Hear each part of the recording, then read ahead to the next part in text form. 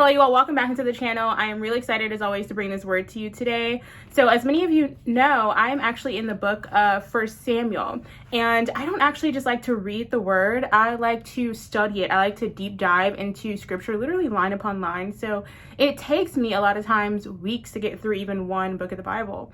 And so even though I'm in the book of 1 Samuel, the Lord has been just tugging me, pulling me to Esther. Just tugging me and pulling me back to the book of Esther. And last night I was meditating on the scripture with the Lord, and I heard him say Esther chapter 3 verse 10. So I'm like, Lord, let me turn to Esther chapter 3 verse 10 to see what's going on here. So I turn to Esther chapter 3 verse 10, and it says, "And the king took his ring from his hand and gave it unto Haman the son of Hammedatha the Agagite, the Jews' enemy."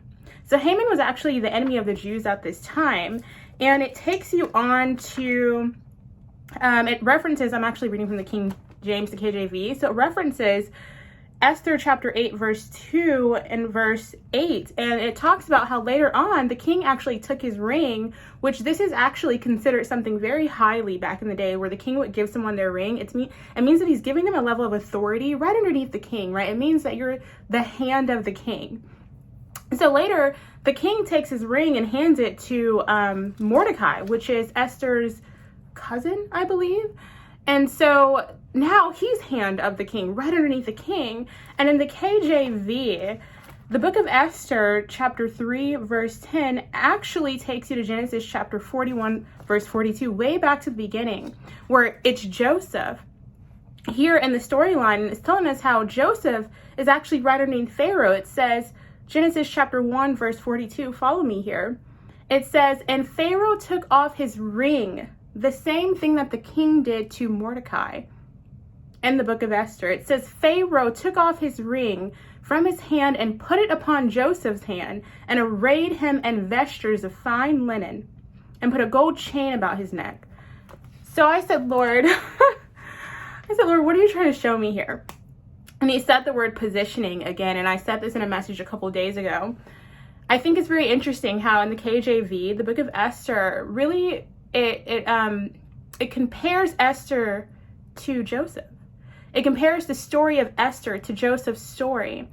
And I was really sitting and meditating on the commonalities between these two people, these two very powerful people within scripture. Both of these people were positioned in a place right underneath the highest authority in the land at that time.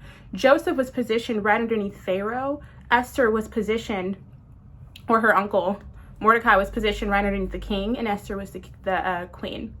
And so both of these people were positioned at the right time in the right place to help the people of God. Because God understood that something was coming. Joseph was positioned right underneath Pharaoh because famine was coming in the land. Esther was positioned to be queen at that time because there was an order that was going to be sent by Haman to kill all of the Jews. So what the Lord is revealing to me is that he's raising up Esther's and Joseph's in this season. And the reason I'm releasing this word to you today is because it's not just for any old random reason. There's an assignment coming, and the assignment is that there is something coming that he's positioning you for. There is something that he needs you to do once you're in that place that he's positioned you in. So he's raising up Esther's and Joseph's in this season. And I really wanted to leave an encouraging word for you that the Lord has not forgotten you. The Lord has not forgotten you. The important thing to understand about Esther and Joseph is that they have a humble spirit. That spirit had been cultivated in them from childhood. Esther grew up an orphan. Joseph grew up in a family where his brothers were jealous of him. The spirit of humility was on them from a young age. It was cultivated in them. The Lord is getting ready to raise up Esther's and Joseph's in this season, and this requires for him to position you into a place where you have influence, because it's going to be needed for your next assignment. So I love you all. I wanted to give that quick word for you today.